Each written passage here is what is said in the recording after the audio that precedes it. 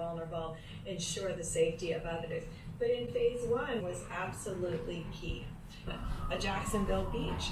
And Jacksonville is dramatically different than Miami. And I think that was reflected in my Jacksonville different set of information and regulations. So I'm not going to second judge any one of their decision making. What I would say is we were very clear about what we really believe in terms of safety.